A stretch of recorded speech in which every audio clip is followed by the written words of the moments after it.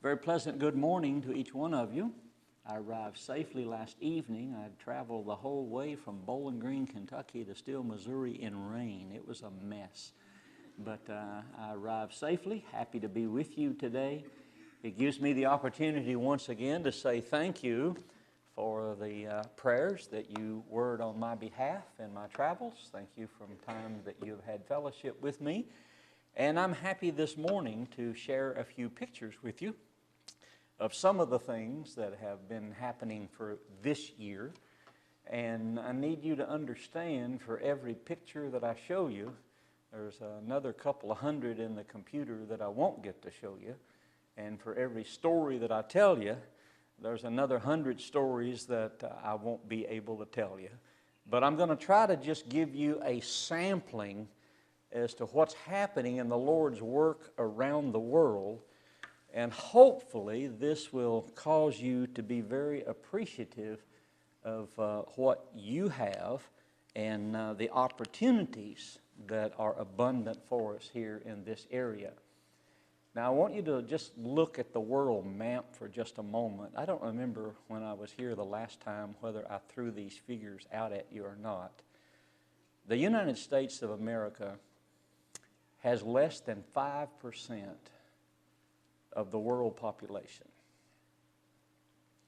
But the United States of America has about 95% of every known gospel preacher. Now just imagine if you put John in Missouri and say, now you're responsible for all Bible classes in Missouri, Arkansas, Tennessee, Indiana, and Illinois. It'd be hard for him to do it, wouldn't it? But that's the situation in some places around the world. And that's why that I try to go to as many places as I can to try to find the men that have honest hearts and want to be good students, and to try to train them to become the preachers, hopefully then someday to become deacons and elders. I do not want churches internationally to be dependent on America. Now, one of the big issues that I face in countries that are poor, like the Philippines or India or Nigeria, and that's their dependency on the American dollar. I'm trying to help wean them from that also, and that one's going to be harder.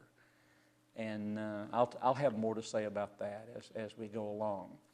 In January of this year, I made my 9th trip down to the little Dutch island of Aruba. Now, some people don't even know where Aruba is. It's a small island. It's 15 miles off the coast of Venezuela. Well, now that produces problems because Venezuela has a lot of problems right now.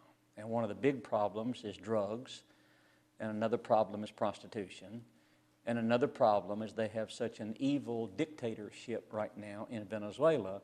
People are wanting to get away from the country. So if you've got $100 in Caracas, Venezuela, you can hire a man to put you on his fishing boat, and he will take you within a mile of the coast of Aruba. And then you jump off of the boat, and then you try to swim to shore if the Dutch Navy doesn't catch you. Now, if you look at this map, and let's just split it, up north here, there is a tourist destination. It's called the California Lighthouse. It was named that because off the coast, the USS California ship sunk. And so it's called the California Lighthouse. But if I took you up here to the California Lighthouse and then we came right down the middle of the island, is that now the whole island is only less than 20 miles long, 19.6 miles long, 6 miles wide. I've just about covered the whole island. But now, with that being that small, I need you to understand, and that's why I'm splitting it right down the middle. Everyone lives on this half of the island. All of the hotels, all the businesses, all the grocery store, everything is on the left side of the island. The right side of the island is totally undeveloped. It's government owned. It's a donkey sanctuary. And it's where that everybody goes over by the ocean to bury their cats and dogs. There is no electricity. There is no running water. And so land is at a premium.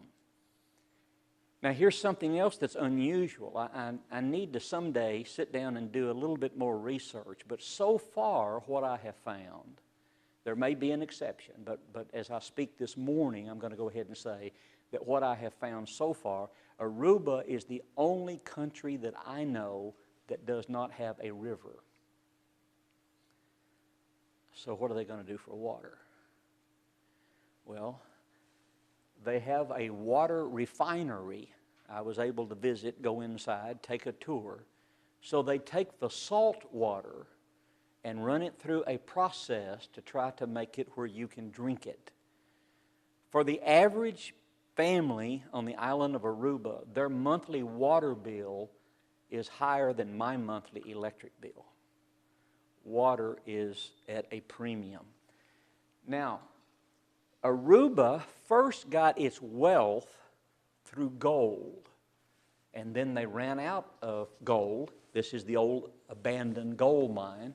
I keep teasing, so someday I'm going to buy that and open up a bed and breakfast there, is that this is one of the old abandoned gold mines. So when they ran out of gold, everybody asked the question, so what are we going to do? How are we going to make any money? And then somebody discovered some oil. And so the Exxon Oil Company decided to build a refinery, and they sent 5 families from Texas. Now, it's important that you get this part of my history. Of the 5 families that went from Texas, 3 of the families were members of the Church of Christ. So they get to the island and they say, well, you've got 2 choices. Roman Catholicism or complete worldliness and ungodliness. And they said, well, we'll just meet in our home. So the 3 families every Sunday, they met for worship. They had their singing, their prayers, the Lord's Supper. And the 3 men took turns. I'll preach this Sunday, you preach next Sunday. And they would rotate whose house they would meet in. So they did this for 2 years. Never missed a Sunday assembling to worship God. Well, as they entered the 3rd year, one Sunday morning before they started their worship, one of the men looked over to the other men. And he said, do you realize in less than a year, we go back to Texas? And then when we leave here, this island is no better off than it was when we came here. He said, I've never attempted to invite one of my neighbors. I've never attempted to convert anybody at the refinery. And so the 3 of them right then repented. They said, that's a shame. We've been here 2 years and we've done nothing to try to evangelize. So they repented, and then they brought in a preacher from Texas to hold a 2-week gospel meeting. And in 2 weeks, 10 people were baptized. And I had the opportunity to meet 3 of the very first converts. And one of the older ladies really shamed me. She said, if you think it really matters what your faith is, if you think it really matters what church you go to, why did you keep it all to yourself? Why did you wait so long before you ever brought the gospel to Aruba?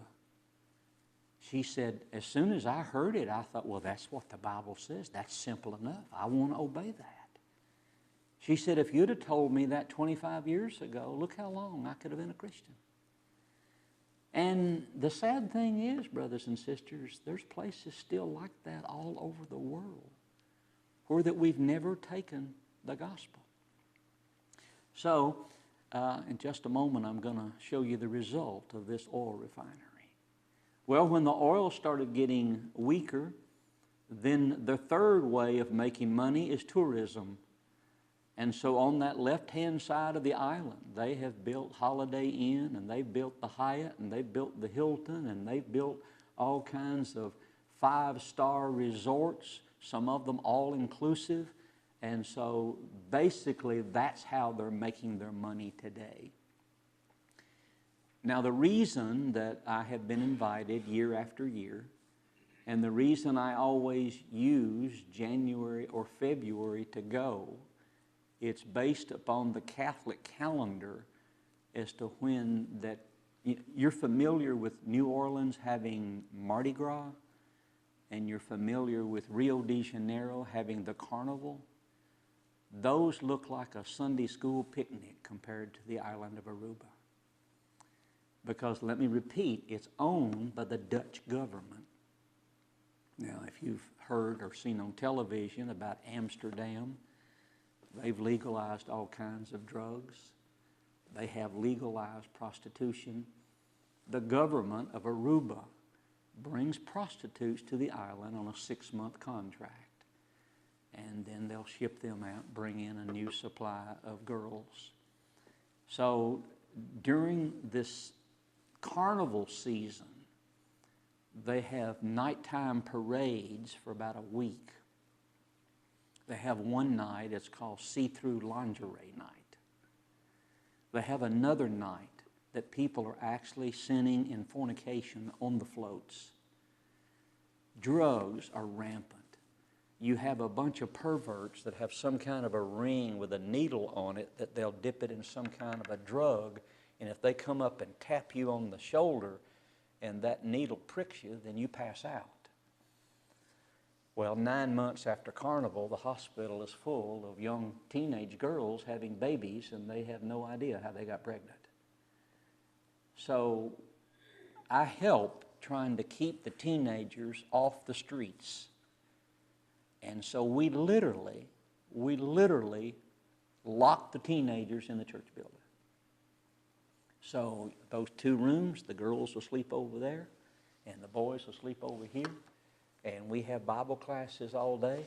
We have hymn singings. At lunch, we go outside, and some of the sisters bring us our lunch for us to eat. And we literally have a lock-in just to try to keep them away from the evil people on the streets and from the drugs and the alcohol and the rape and everything else that goes on. Now, back to the oil refinery, those 5 men or 5 families that went there, 3 of them members of the church, then those 3 invited the Texas preacher, and they had a gospel meeting, and folks were baptized, and that started this church. And so we called this the English church, because it's just right outside the gate of the oil refinery, started by 3 Texas families, and then they started then converting the other people on the island that spoke English. So this is the English church. Well, after it grew big enough, they said, well, let's start another church up north that speaks Papiamento.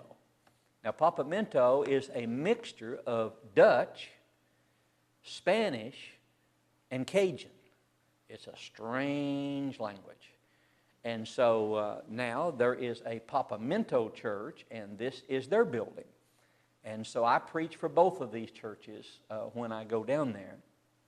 And so with the teenagers is that I put them through a course where that we literally, in 17 sessions, we go from Genesis to Revelation. I want them to have an overview. I said, studying the Bible is like going to the orchard to pick apples. And they said, what do you mean by that, Bob? I said, well, if it's your first trip into the orchard, just take your basket, and there's enough apples on the ground, you can fill up your basket. The second time you go, you pick the apples off of the lower limbs. The third time you go, you shake the tree so that some up top will fall. And then the fourth time, you have to get the ladder and climb up into the tree to get those great big ones way up at the top. Does that make sense? See, the first time that you go through studying the book of Genesis, all I want you to remember is that Genesis 1 and 2 is talking about creation. Now, the second time we studied, I want you to tell me how many days in creation. The third time we studied, I want you to tell me on which day did God make the giraffe? Which day did God make the lily? And so, see, each time you go, you add more to it. And studying the Bible is like working a 1,000-piece jigsaw puzzle, is that as you start locking the pieces together, you start seeing the big picture. And so that's what we try to do. Some of the times we run it like a vacation Bible school. And then we have the children that come in from the neighborhood then also. All right, now fasten your seat belts. Let's hop on the airplane. You don't need a passport right now, but let's go to Africa. This is in Uganda.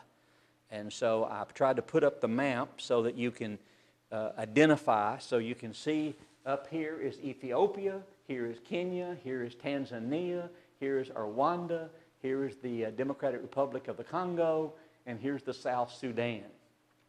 And so here is the country of Uganda, a very, very poor country, but some brethren that really love the Lord and love to study. Now, the church building that you see back behind us there, they made their own bricks.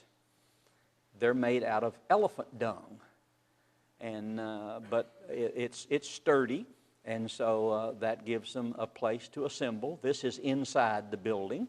Right now might be a good time for you to press down on that padded pew that you're sitting on, and appreciate that a little bit more, is that you can see that they're just on a slab of wood and a dirt floor, and there's not any air conditioning, and there's not even an electric fan, and sometimes it gets 110 degrees, and but they sit there intently for the classes. Now this is what the main street in the city looks like. Very hot, very dusty. You can see some of the mountains in the background. And so not a lot of the modern conveniences. So for 3 weeks while I'm on a trip like this, I never have a hot shower. And I'm getting ready to leave in 2 weeks for the Philippine Islands. That'll be my 29th trip to the Philippines. And again, for 3 weeks that I'm there, I'll not have a hot shower. I'm entitled to a 5-gallon bucket of water every day. And but I love what I'm doing. Sometimes we just stretch some poles and put some tarpaulin or some old feed sacks or anything that we can find to make shade. And so some churches don't have a church building. They'll just meet in a village like this. And so the children, the ladies often just sit down on the floor, and so then the neighbors all around come in to listen and to study. So you can see here some of the different folks. Again, the house in the back made out of mud and elephant dung is that you can see the primitive remoteness. This man had polio, can't walk, but then after several studies in his home, he said he wanted to be baptized. And so 3 of the men said, well, we'll pack you to the river. And so that's what they did. They went to his house and they collected him up, and we took off to the river. This shows you in Entebbe, another city, and the railroad track going right down by their little houses. You can see on the left-hand side, the lady there is selling used clothing, and you can see off to the right-hand side, there is a hydrant down here. And so everybody comes. You can see how many water buckets are up and down. So this man had walked from his home down here to fill it up and to take the water back home. So very few houses would have running water. You would have to go to a place like this. This is inside one of the church buildings in Entebbe, and they were able to find some scrap cargo boxes down by the train track, and so that's what they built their church building out of just some of the scrap lumber there. There were 7 baptisms in Mbali on this particular trip. I didn't try to count all I let God take care of the bookkeeping. He knows who He's adding to the church, and but this was just this particular, but beautiful greenery around in the area. We were able then to pay rent and able to rent 2 classrooms at the high school in order to have Bible classes for the teenagers. And so here, now you can see the young man in the front with the bow tie pointing his finger. He's asking permission to be identified. And if I say, okay, Moses, you can ask your question. Well, then when I recognize him, he stands up. Sir, he'll always say sir or teacher. Teacher, I have a question. And so they always stand when that they are addressing or speaking to the teacher. But we had some great classes. And then at lunchtime is that we were able to then to kill a couple of chickens, and we had some white yams and had some mashed brown beans. And so now sometimes my lunch is rice and beans, and then for supper I have beans and rice. Is that sometimes I eat the same thing, rice and beans for breakfast, and rice and beans for lunch, and rice and beans for supper, and you do that for about 7 days, and then I sneak into my suitcase and get my jar of peanut butter. But God has taken care of me. Then here is another room that we rented, and it did have some nice chairs, had electricity so that we could use the PowerPoint, and had some white marker boards. And we advertised this one strictly for the men that wanted to train as Bible teachers and as preachers. And so we had good participation. Then we moved into Kenya. And now some of you do keep up with international news. Some of you remember that in Nairobi, the Muslims bombed our United States embassy, and there were many people that were killed. And so there is a lot of issues with Islam throughout Kenya. Now this is when you cross the border. So here you have to get out of your vehicle, you have to be inspected, you have to show your passport, you have to answer a dozen questions, you have to pay $150, and then you can finally get permission to go ahead and cross then into the country. As soon as you enter the country, there are people wanting to sell you something. Some of them will have, like this lady has bananas, and some of them will have avocados, and some of them will have tomatoes, and so that's how that many of them provide for their family. That's their livelihood. Here is a typical church building where that I preached. Now understand there are no windows in this building. Understand it is a metal roof. Understand it was 110 degrees. And this one also is built out of mud and elephant dung. And so we started out in the building. We had our morning classes in the building. But soon is that our clothing looked like you had turned the garden hose on us. We were so wet with perspiration that we decided that we would just go outside. And so we rented these blue chairs just for the use of our classes.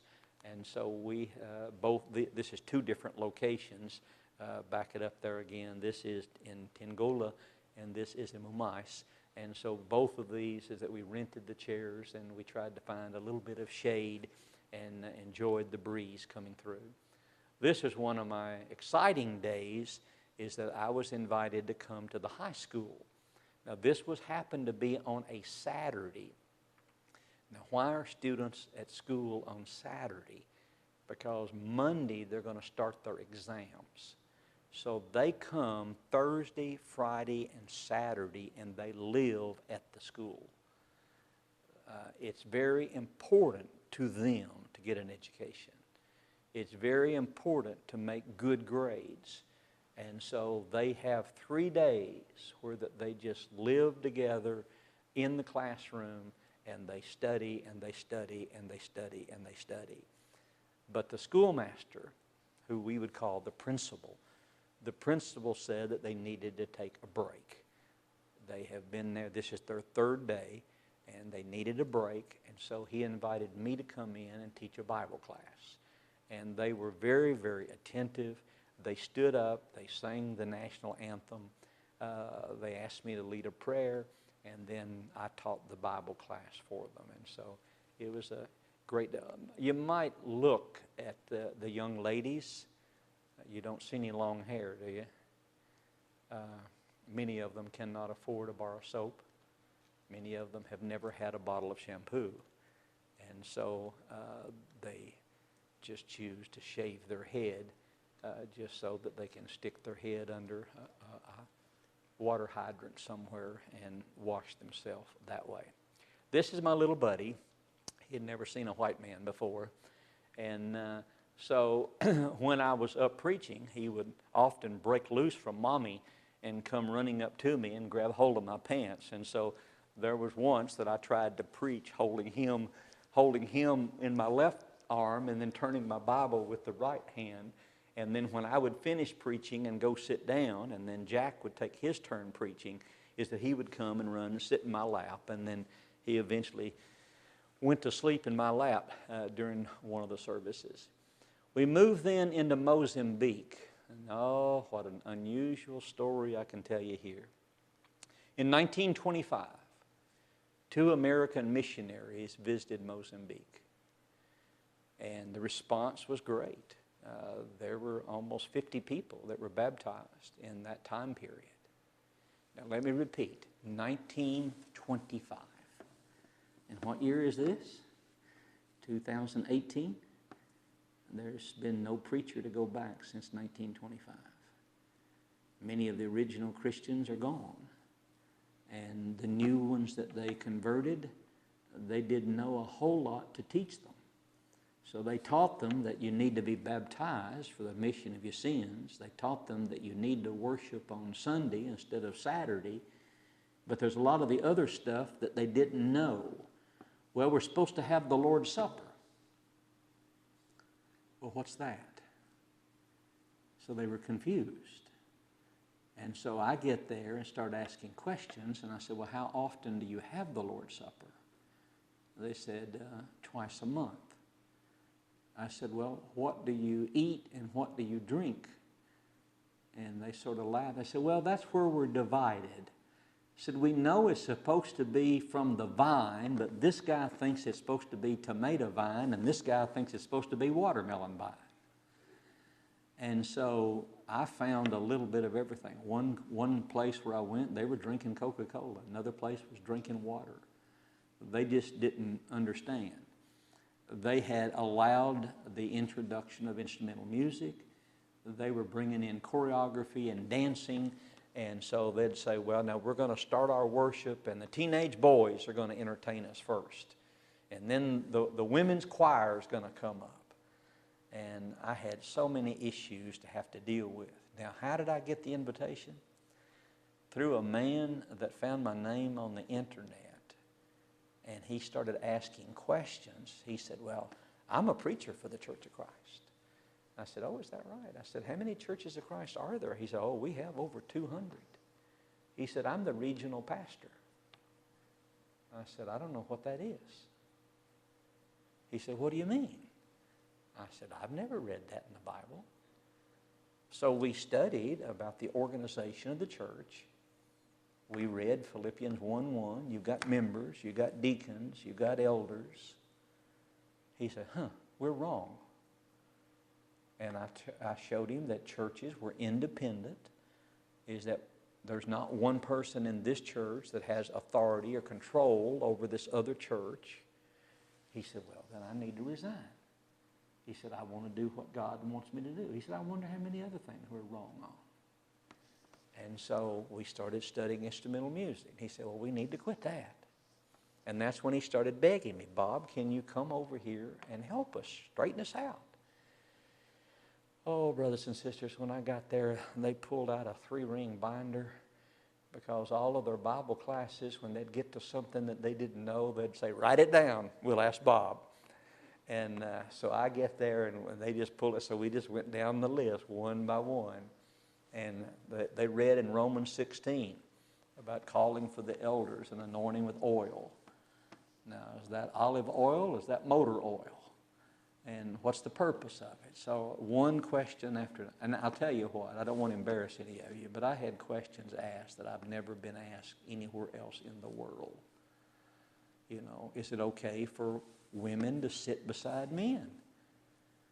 Because in their African culture, all the men sit on one side and all the women sit on another side. Is it okay for a woman to eat the Lord's Supper if it's during her menstrual cycle? And they had read in the Old Testament that she couldn't go to the temple because of blood, and so they thought that you would apply that today. So just question after question. Mozambique is an unusual country. Now, here are some of the men that we invited for the preacher training in Nampula. Now, what we did, we developed 15 lessons, and we taught the same 15 lessons at 3 different locations, because we had this is just one of our classes. And then we had 2 other locations where we had a large group of men just like this. We sometimes had to adjust our schedules because of finances.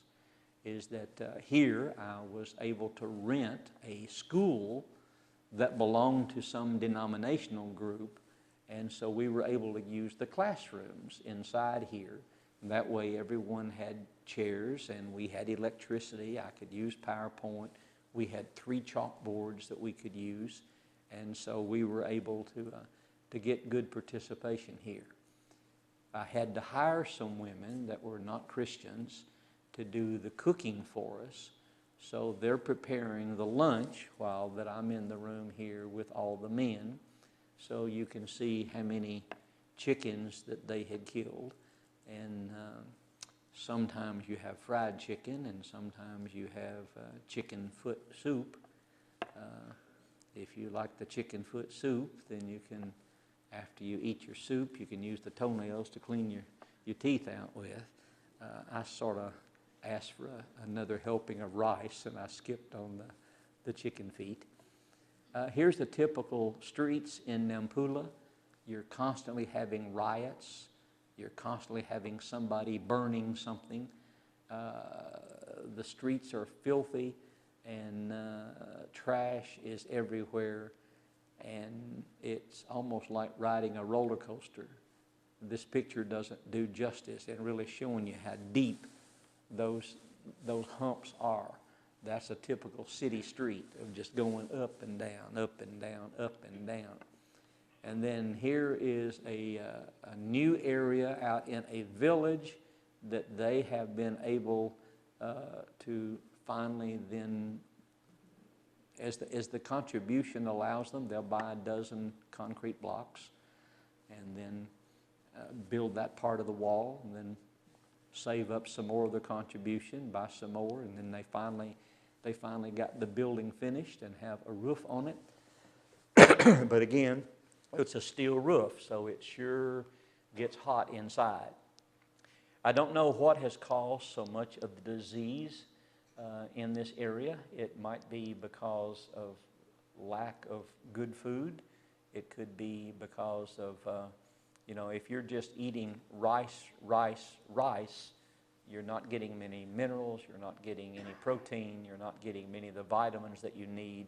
In this one congregation, there were like 4 men that were deformed in their legs and hands like this, and so they have these little, it's a combination wheelchair bicycle, and so they can sit in it, and then they paddle with their hands, not with their feet. But this brother was at every one of the Bible classes. And of course, when he gets off of this tricycle thing, he actually scoots with his hands and drags his body. But he was present at every one of the services. Now let's go from extreme poverty to extreme wealth. I made 3 trips to Sweden and had never been able to find a Christian. This is a country of wealth, and silver and gold is their God. You can see the beauty of some of the buildings. You can see the Parliament building. Is that here it is situated between Finland and Norway, not far from Denmark. But the man sitting over in the corner there in the blue shirt, the black man is George, and he is from Ghana. And he became a Christian in Ghana, but then he went to Sweden to try to find a job.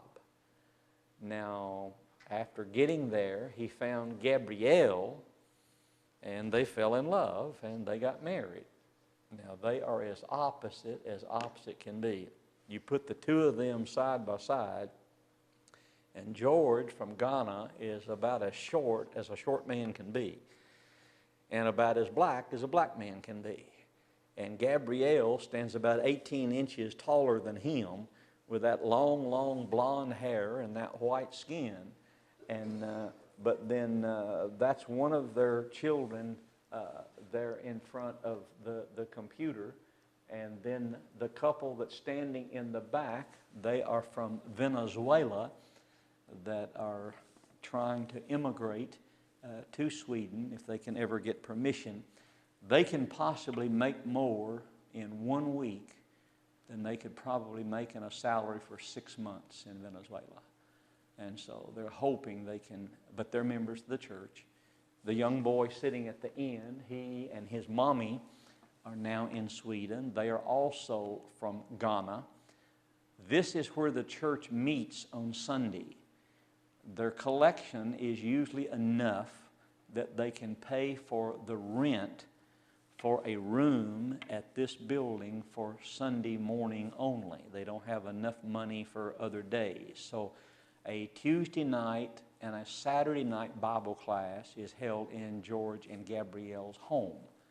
But the Sunday worship is held here at this building, which is right next then to the train station. This family is from India.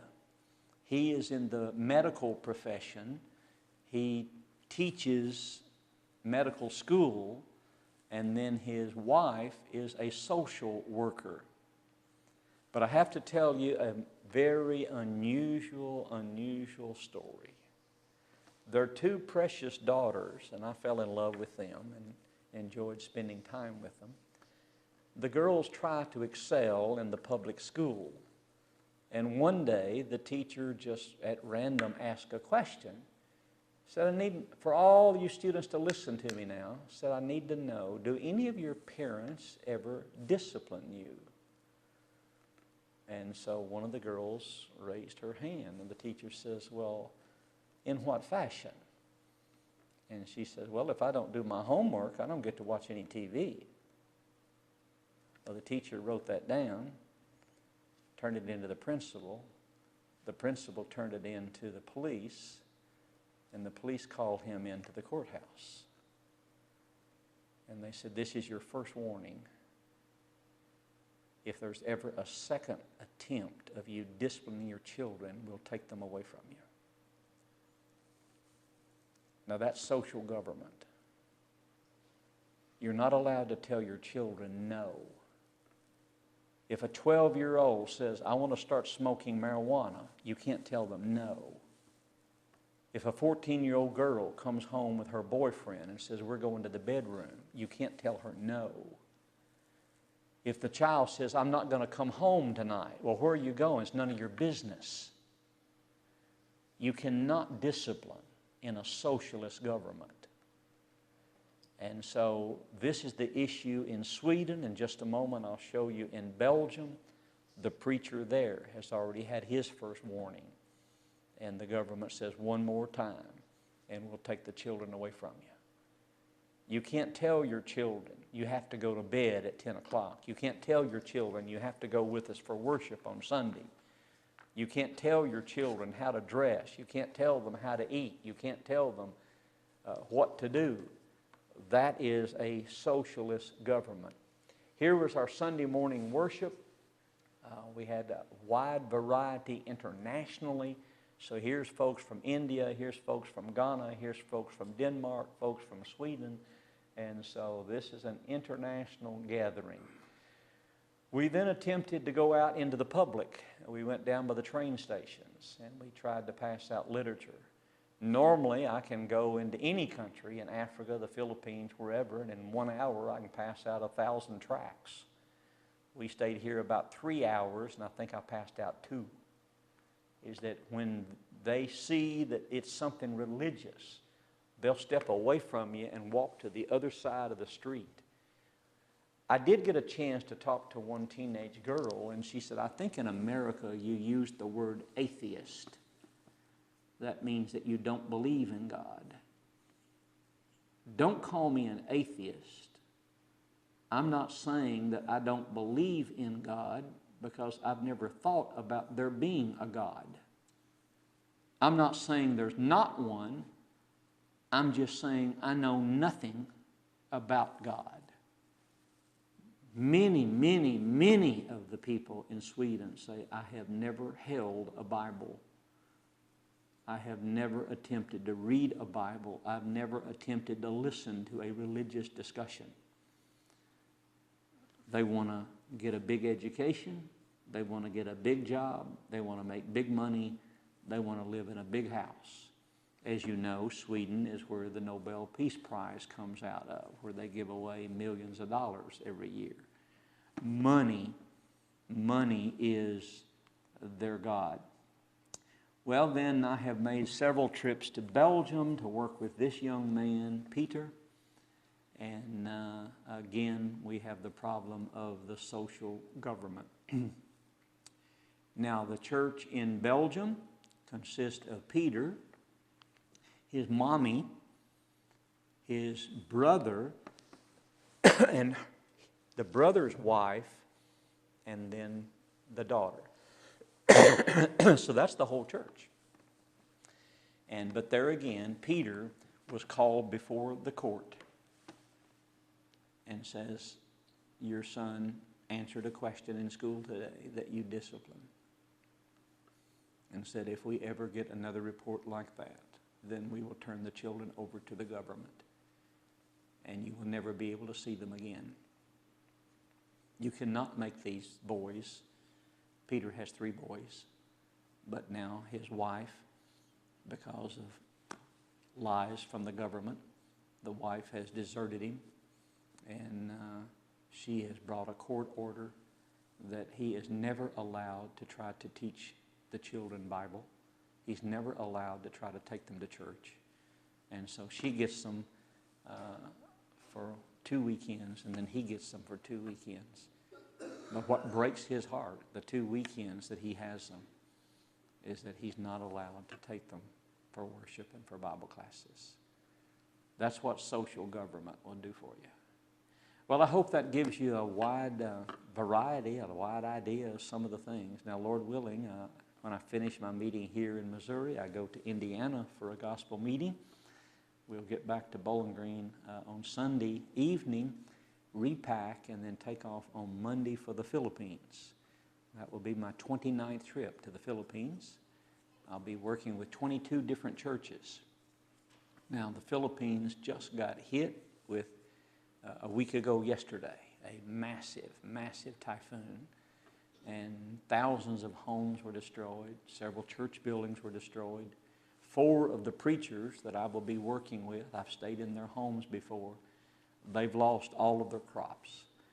The banana trees were snapped in two like they were toothpicks. All of their rice is just uprooted and washed away with massive flooding. And the way that the economy works in the Philippines is that you go and you borrow the money in order to plant your seed. And then as soon as you sell your crops, you pay back the loan. Well, now all of their crops have been destroyed. And so now the man has thrown a 21% interest onto their loan. And so many of them are struggling hard. So we need to pray for them. But in the midst of all of that, they're staying strong to the Lord.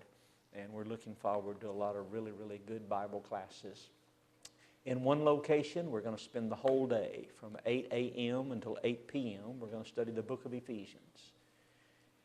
In another location, we're going to spend the whole day studying church division, starting back in 1908 when the United States government recognized that the Church of Christ was divided. And for the first time, the religious survey separated Church of Christ and Christian church, a group that sings a cappella and a group that uses instrumental music. And then later, under the leadership of Alexander Campbell in Cincinnati, Ohio, the beginning of the Christian Missionaries Society. Later then, the division with premillennialism. Later, the division on the one cup for the Lord's Supper. The division then on the college and the budget. The division over orphan homes. The division over whether or not to put a kitchen in the church building. So we're going to study splits, divisions in the church, and what does the Bible say on different subjects. So it's going to be a busy schedule, but I'm looking forward to being with brethren that I've grown to love. And I appreciate you so much for keeping me in your prayers and for your interest in the Lord's work around the world. Great to be with you today.